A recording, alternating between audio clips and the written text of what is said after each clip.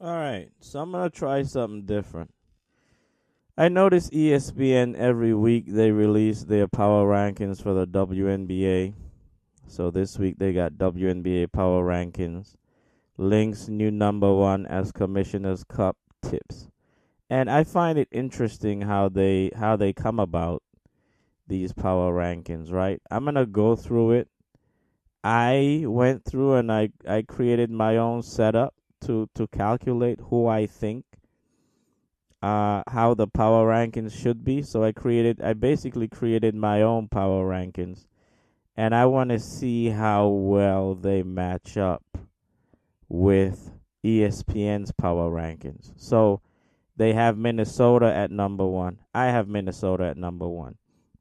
Now I notice in their analysis what they normally do is they'll like show a team and they'll show their previous games for the week before, how they did, whether they won, they lost, and then they'll show their future games.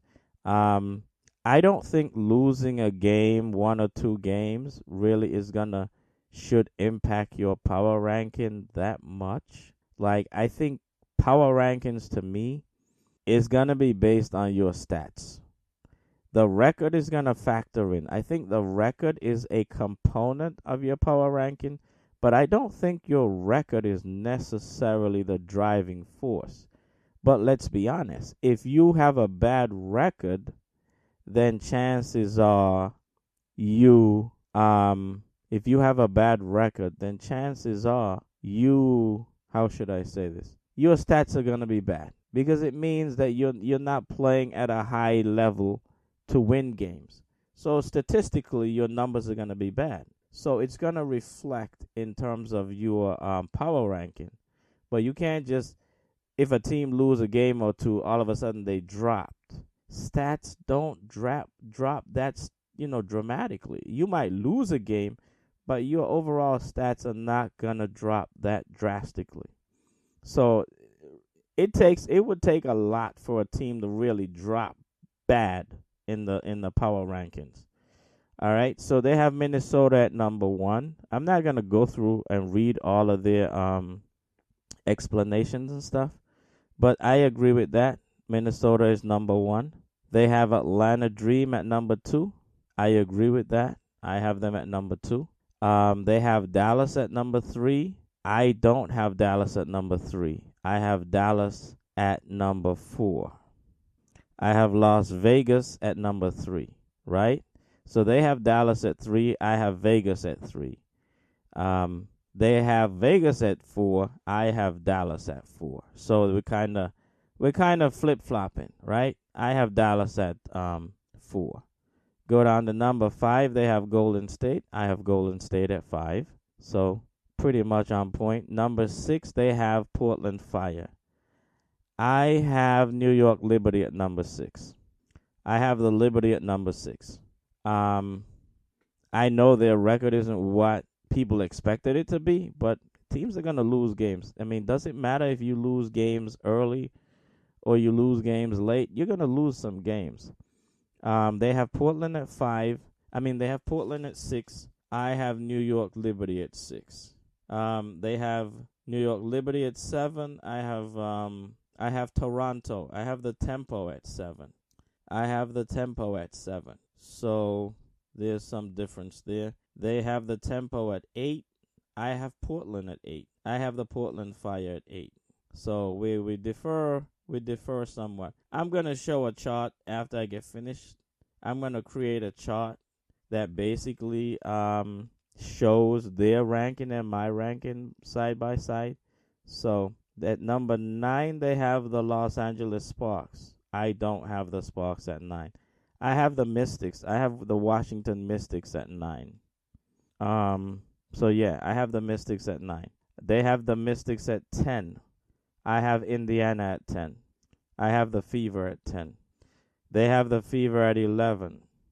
I have the Fever at 10, and I have the Sparks at 11. Um, so we kind of like a little bit flip flopping. At 12, they have Connecticut Sun. I have the Chicago Sky at 12. I have the Sky at 12. Um, They have Seattle at 13. I have Seattle at 13. They have Chicago at 14. I have Phoenix at 14. And they have Phoenix as dead last. I have Connecticut dead last. I have Connecticut dead last. I don't have Phoenix at 15. So I have Connecticut dead last. So some of mine's match up with some of theirs. So yeah, that's how I have it. That's how I have it. Some of it is pretty close. Early on, it's pretty close. Later on down, it changes a little bit. But yeah, I mean, I think that I have the New York Liberty at 6. I don't have the New York. They have the New York Liberty pretty low.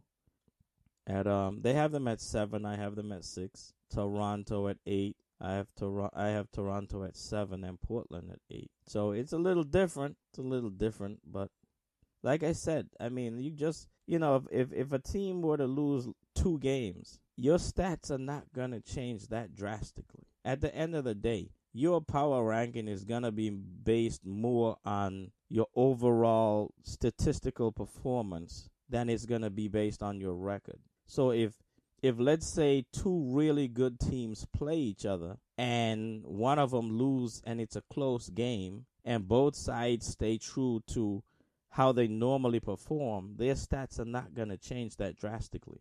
The record is going to change. One is going to go up, one is going to come down in terms of record, but that's just a small part of it. It's a component. It's not like you can't just look at a team's record and decide their power ranking, right? How they play, the stats they accumulate is going to factor in. So you have to account for certain key statistics. That's what I did. I kind of like came up with a formula where I account for certain key statistics and I also included their record as a component in the formula. And so it's based on statistics and your record is a part of that overall formula. But you just can't look at a team's record and go, oh well, this team won the most games, so they're higher. They have a high. It doesn't work that way. I don't think it works that way. So yeah, I'm gonna now show you a layout of their power ranking and my power ranking and how they look side by side.